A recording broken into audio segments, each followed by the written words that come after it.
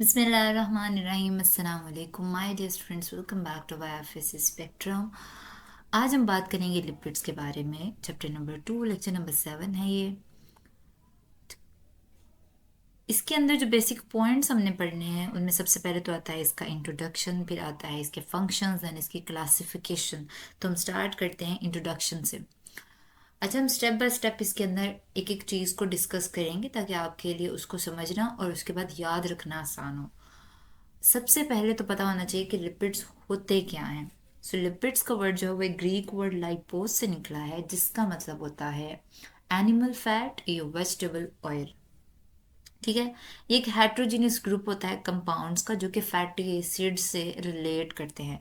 Heterogeneous group इसको क्यों कहा जाता है? क्योंकि एक तो इसकी कॉम्पोजिशन जो होती है ना, वो डिफरेंट होती है। एक तो उसके अंदर वेरिएशन पाई जाती है। सेकेंडली, इसकी फिजिकल स्टेट जो होती है ना, वो एक जैसी नहीं होती है। सॉलिड में भी होता है और ये लिक्विड स्टेट के अंदर भी पाया जाता है। उसके अलावा इसका जो बायोलॉजिकल रोल है ना, वो बहुत डाइवर्स किस्म का है। मतलब ये एनर्जी भी स्टोर करते हैं, फिर ये सेल मेम्ब्रेन का पार्ट भी होते हैं, ये सिग्नलिंग मॉलिक्यूल भी होते हैं। तो ये सारी चीज़ें जो है ना, ये मिल के स्पेसिफिकली इट्स केमिकल कॉम्पोजिशन और फिजिकल स्टेट इसको हिट्रोजीनियस ग्रुप ऑफ कंपाउंड्स बनाती हैं और ये फैटी एसिड्स के साथ रिलेट करते हैं। एग्जाम्पल्स के अंदर आते हैं फैट्स, ऑयल्स, वैक्सेस, कोलेस्ट्रॉल और इस तरह के कंपाउंड्स जितने भी होते हैं। अब बात करते हैं इसकी प्रॉपर्टीज़ की। तो नंबर वन प्रॉपर्टी तो ये है इसकी कि ये पानी के अंदर सॉलेबल ही नहीं होते। सॉलेबल किस में होते हैं? ऑर्गेनिक सॉल्वेंट्स के अंदर, ईथर के अंदर, अल्कोहल के अंदर, क्लोरोफॉर्म और बेंजीन के अंदर। वाटर में सॉलेबल क्यों नहीं होते? क्योंकि ये नॉन पोलर होते हैं। पोलैरिटी इनके अंदर नहीं होती, कम, बहुत कम होती है। ये इनसॉलेबल ही होते हैं। बल्कि आप लोग देखो, अगर जैसे मक्खन वगैरह होता है या घी होता है, आप जब उसको पानी के अंदर डिजोल्व करने की कोशिश करते हो तो वो नहीं होता। तो इसलिए हम कह सकते हैं कि इनसॉलेबल इन वाटर, बिकॉज हमने एग्जाम्पल जो है वो डेली बेसिस पे ऑब्जर्व की हुई है अपनी रूटीन के अंदर।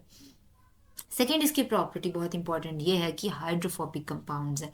क्योंकि ये रिलेट कर रही है उसकी पहली प्रॉपर्टी से, क्योंकि वो वाटर के अंदर इंसोलेबल होते हैं। So we can say that कि हाइड्रोफोबिक कंपाउंड्स होते हैं, ये पानी से दूर भागते हैं, ये पानी से डरते हैं।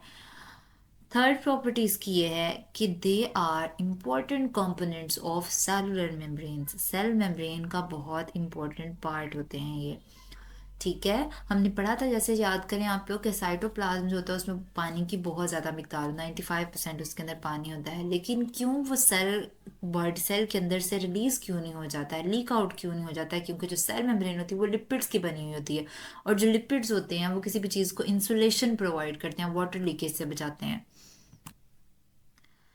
नेक्स्ट चलते हैं जी, नेक्स्ट प्रॉपर्टी पे। तो लिपिड्स होते हैं ना, वो एनर्जी स्टोर करने का काम करते हैं। आपको पता है कि इम्पॉर्टेंट बात ये है कि ये, अगर हम कम कार्बोहाइड्रेट के कंपैरिजन के साथ इसकी बात करें, तो अगर हम सेम अमाउंट कार्बोहाइड्रेट के लिपिड्स के लिए, तो लिपिड्स होते हैं वो double amount of energy store करते हैं देन कार्बोहाइड्रेट्स। ठीक है। क्यों? क्योंकि इसके अंदर कार्बन हाइड्रोजन बॉन्ड्स की तादाद ज़्यादा होती है, ऑक्सीजन इसके अंदर कम पाई जाती है। तो जहाँ भी कार्बन हाइड्रोजन की प्रपोर्शन ज़्यादा होगी, वहाँ पे क्या होगा कि वो एनर्जी स्टोरेज भी ज़्यादा होगा। ठीक है। क्योंकि यही बॉन्ड्स होते हैं, जब टूटते हैं तो फिर एनर्जी बॉडी के अंदर रिलीज हो जाती है। अच्छा, उसके अलावा लिपिड्स होते हैं वो इंसुलेशन प्रोवाइड करते हैं टेम्परेचर के अगेंस्ट। ये तो हमें पता ही है, मैंने पहले भी बताया कि इंसुलेट करते हैं किसी भी चीज़ को और ये वाटर लीकेज से बचाते हैं। उसके अलावा इंसुलेशन किस चीज़ से? टेम्परेचर से। और टेम्परेचर की एक्सट्रीम लेवल्स जो हैं वो दो तरह के हो सकते हैं। या तो टेम्परेचर बहुत ठंडा हो सकता है या वो बहुत ही गर्म हो सकता है।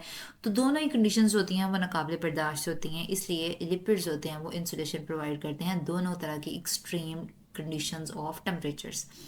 ठीक है। उसके अलावा हम ये भी कह सकते हैं कि ये वाटर प्रूफ मटेरियल का काम करते हैं। ठीक है। पानी इन पे असर नहीं करता है।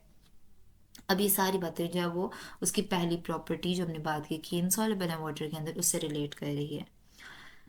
ये तो हो गए थे उसके फंक्शंस। अब बात करते हैं उसकी एग्जांपल्स की। जैसे हमने पहले भी वैक्सीज का जिक्र किया, तो वैक्सीज को थोड़ा सा डिटेल में देखते हैं कि किस तरह से वैक्सीज होती हैं वो इसकी एग्जांपल्स के अंदर आती हैं। जैसे आपने देखा होगा, इंसेक्ट्स होते हैं उनके अंदर एक्सोस्केलेटन प्रेजेंट होता है। मतलब उनका स्केलेटन जो होता है उनकी बॉडी के आउटसाइड पे प्रेजेंट होता है। तो कभी उस लेयर को आप लोग चेक कर सको, तो वो जो लेयर होती है ना उसकी, वो भी बहुत वैक्सी सी होती है। उसके अलावा कुछ प्लांट ऑर्गन्स इस तरह के होते हैं, उनकी एपिडर्मिस की जो क्यूटिकल होती है ना, क्यूटिकल लेयर होती है, उसके ऊपर एक एडिशनल लेयर प्रेजेंट होती है जो कि क्यूटिन होती है, और वो प्रोटेक्टिव लेयर का काम करती है। लीव्स के अंदर भी हो सकती है, फ्रूट्स में भी, सीड्स में भी, ठीक है, डिफरेंट प्लांट ऑर्गन्स के अंदर हो सकती है। अब हम लिपिड्स को क्लासिफाई करते हैं डिफरेंट फॉर्म्स के अंदर, जैसे acyl glycerols, waxes, phospholipids, sphingolipids, glycolipids, carotenoids, steroids और टर्पिनॉइड्स, ठीक है।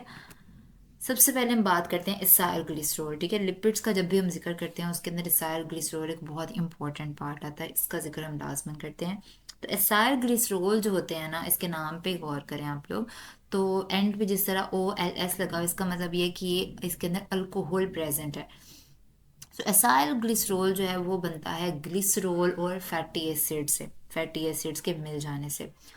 जैसे सबसे इम्पोर्टेंट जो ज़्यादातर जो फेमस है, ठीक है, ज़्यादातर जिसके बारे में हम पढ़ते हैं एसाइल ग्लिसरॉल, वो ट्राइग्लिसराइड्स है।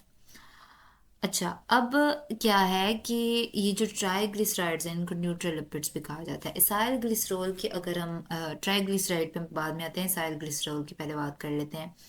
हमारी बुक के अंदर एग्जांपल दी हुई है कि जब अल्कोहल लाइक एथेनॉल है या एसिटिक एसिड है, जब वो दोनों आपस में मिलते हैं, रिएक्ट करते हैं, तो उसके बदले में क्या होता है, जो कंपाउंड बनता है वो एक ईस्टर कंपाउंड होता है, उसके अंदर ईस्टर ग्रुप प्रेजेंट होता है। ईस्टर एक फंक्शनल ग्रुप है, ठीक है। तो एक ईस्टर बन जाता है और उसके बाद वाटर रिलीज होता है। अब क्या होगा, ऑब्वियसली हमें पता है जो एसिड होता है वो हाइड्रोजन रिलीज करता है, H पॉजिटिव आयन देता है, और जो अल्कोहल होगा वो OH देगा। तो जब ये OH और H दोनों निकलेंगे अल्कोहल और एसिटिक एसिड से, तो दोनों मिलके वाटर बना देंगे। इसका मतलब ये जब अल्कोहल और एसिटिक एसिड आपस में रिएक्ट करेंगे, एक ईस्टर बनेगा और एक वाटर बनेगा। तो अगर हम इसकी डेफिनेशन करें तो हम क्या कह सकते हैं कि these are esters of fatty acids and alcohol. An ester is the compound produced as the result of a chemical reaction of an alcohol with an acid and a water molecule is released, ठीक है। कि acyl glycerol क्या होता है, वो Easter होते हैं, किसके ईस्टर होते हैं, अल्कोहल के और फैटी एसिड्स के। अब ईस्टर को और क्या कह सकते हैं हम, कि वो बनता तब है जब अल्कोहल और फैटी एसिड्स आपस में रिएक्ट करते हैं और फिर एक वाटर मॉलिक्यूल रिलीज हो जाता है। अच्छा, अब यहाँ पे ट्राई एसाइल ग्लिसरॉल की स्पेसिफिकरी एग्जांपल दी हुई है। तो आप लोग देखेंगे यहाँ पे 3 फैटी एसिड्स हैं, ये दोनों के दोनों मिल रहे हैं ग्लिसरॉल के साथ, ही ग्लिसरॉल का स्ट्रक्चर है। अब यहाँ पे क्या होगा, ये वाला यहाँ से हाइड्रोजन निकलेगा फैटी एसिड से, ग्लिसरॉल से OH निकलेगा, ये दोनों मिलेंगे तो यहाँ पे क्या होगा, ये बॉन्ड जो है ये इसके साथ अटैच हो जाएगा और इस बॉन्ड को हम कहेंगे ईस्टर बॉन्ड। और ये वाला जो H और OH था ये निकल के क्या बना देगा, वाटर। अब यहाँ पे क्योंकि 3 जगह से ये निकल रहा है, तो इसका मतलब ये है कि ये 3 वाटर मॉलिक्यूल्स रिलीज करेगा। और यहाँ पे देखिए आपके किस तरह कार्बोनाइल ग्रुप ऑक्सीजन के साथ वो अटैच है, कार्बन ऑक्सीजन के साथ अटैच है, और ये जो बॉन्ड बना है इसको हम कहते हैं ईस्टर बॉन्ड। और इसके नतीजे में क्या होता है, जब ये बनता है तो वाटर मॉलिक्यूल रिलीज होता है। यहाँ पे एंजाइम इससे लिखा क्योंकि इस रिएक्शन को कैटेलाइज कराने में एंजाइम ने हेल्प आउट किया था। नेक्स्ट हम बात करते हैं कि फैटी एसिड्स का हम बार बार जिक्र करें, तो फैटी एसिड्स जो हैं वो ट्राइग्लिसराइड्स का बहुत इंपॉर्टेंट कंपोनेंट है। अब ये क्या हो सकते हैं कि ये डिफरेंट कार्बन एटम्स के ना नंबर्स हो सकते हैं, जो इवन नंबर्स में ही पाया जाता है, 2 to 30 तक कार्बन जो है ना वो प्रेजेंट हो सकते हैं। अब जैसे हमने शुरू पे बात की लिपिड्स की फैटी एसिड्स के साथ रिलेट करते हैं किस तरह से, फैटी एसिड्स में क्या होता है कि अगर हम उसका फॉर्मूला देखें शॉर्ट फॉर्म में, तो RC डबल बॉन्ड O और OH आता है, मतलब एक उसके अंदर वो प्रेजेंट होता है एसिटिक एसिड जिसके साथ कोई भी अल्काइल ग्रुप जो है ना वो प्रेजेंट होता है। वो कार्बन जो है वो 2 भी हो सकते हैं, मतलब वो इवन नंबर में वेरी कर सकते हैं, 2 to 30 नंबर तक। अच्छा, अब क्या होगा कि ये स्ट्रेट चेन के अंदर भी होते हैं, स्ट्रेट चेन में हाइड्रोजन के साथ अटैच हुए होते हैं कार्बन्स, और इनके साथ एसिडिक ग्रुप COOH, जिसको कार्बोक्सिलिक ग्रुप कहते हैं, वो अटैच हुआ होता है। ये होता है जनाब फैटी एसिड। अब क्या है कि इसके अंदर डबल बॉन्ड प्रेजेंट हो भी सकता है और नहीं भी हो सकता है। जिसमें नहीं होगा वो सैचुरेटेड फैटी एसिड्स होंगे, और जिसमें होंगे तो वो 6 डबल बॉन्ड्स तक हो सकते हैं, और जिसमें होंगे वो अनसैचुरेटेड फैटी एसिड्स होंगे। अब क्या है कि एनिमल्स के अंदर जो फैटी एसिड्स होते हैं ना वो स्ट्रेट चेन्स बनाते हैं, जबकि प्लांट्स के अंदर जो होते हैं वो ब्रांचिंग और रिंग फॉर्म में प्रेजेंट होते हैं। आगे जाके ये बात आपको और क्लियर हो जाएगी। फैटी एसिड्स जो हैं, अगर उनकी सॉलिबिलिटी की बात करें ऑर्गेनिक सॉल्वेंट्स के अंदर, तो उनका मेल्टिंग पॉइंट इंक्रीज करता रहता है। जैसे जैसे नंबर ऑफ कार्बन इंक्रीज करें, कार्बन हाइड्रोजन बॉन्डिंग इंक्रीज करेगी, वैसे वैसे जो होती है वो किसी भी चीज़ का मेल्टिंग पॉइंट जो होता है ना वो भी इंक्रीज कर जाता है। अब अगर हम देखें तो बुक के अंदर एग्जांपल्स दी हुई हैं, स्ट्रक्चर्स ड्रॉ हुए हैं एसिटिक एसिड का, ब्यूटारिक एसिड का, पाल्मिटिक एसिड और अलीक एसिड। तो इसके अंदर क्या है, जो ब्यूटारिक एसिड है उसका अगर हम मेल्टिंग पॉइंट देखें दैट इज -8 डिग्री सेल्सियस, जबकि पालमिटिक एसिड का 63.1 डिग्री सेल्सियस है। तो कितना ह्यूज डिफरेंस आप लोग खुद देख सकते हैं। अब जो ब्यूटेरिक एसिड था उसमें 4 कार्बन्स प्रेजेंट थे, मतलब वो जो चेन थी वो 4 कार्बन्स पे कंसिस्ट कर रही थी, जबकि पालमिटिक एसिड की जो चेन थी वो 16 कार्बन पे मुश्तमिल थी। तो क्या है कि नंबर ऑफ कार्बन इंक्रीज किया तो नंबर ऑफ मेल्टिंग पॉइंट भी ऑब्वियसली इंक्रीज कर गया।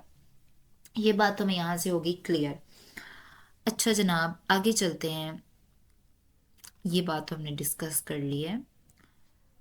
फैट्स जो होते हैं ना वो रूम टेम्परेचर पे लिक्विड होते हैं। अब हम डिफरेंस यहाँ पे फैट्स और ऑयल्स का भी देखेंगे, उसके अलावा अनसैचुरेटेड फैटी एसिड्स और सैचुरेटेड फैटी एसिड्स का भी देखेंगे। तो हम कहते हैं कि फैट्स जो होते हैं ना, अनसैचुरेटेड फैटी एसिड्स जिनके अंदर होते हैं वो होते हैं रूम टेम्परेचर पे लिक्विड, उनको हम कहते हैं ऑयल। अच्छा, जिन फैट्स वो फैट्स जिनके पास सैचुरेटेड फैटी एसिड्स होते हैं वो रूम टेम्परेचर पे सॉलिड होते हैं। सैचुरेटेड वाले सॉलिड होते हैं और लिक्विड वाले अनसैचुरेटेड फैटी एसिड्स होते हैं। अब क्या है कि हमने जैसे कहा पहले कि जिनके अंदर सैचुरेटेड फैटी एसिड्स होगा वो एनिमल्स के अंदर होंगे, और जो होगा अनसैचुरेटेड फैटी एसिड्स वो पाए जाते हैं प्लांट्स के अंदर। उसकी रीज़न क्या है कि अनसैचुरेटेड फैटी एसिड्स होते हैं वो होते हैं लिक्विड्स, और जो लिक्विड्स होते हैं ना वो प्लांट का फैट होता है, जबकि सैचुरेटेड फैटी एसिड्स होते हैं वो सॉलिड होते हैं, और सॉलिड फैट्स होता है वो हमेशा एनिमल का फैट होता है।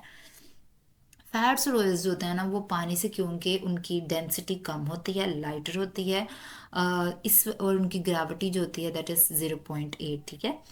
तो क्योंकि उनकी डेंसिटी जो होती है वो पानी से कम होती है, जिसकी वजह से वो पानी के ऊपर ऊपर तैरते रहते हैं, वो उसके अंदर तक जाते ही नहीं है।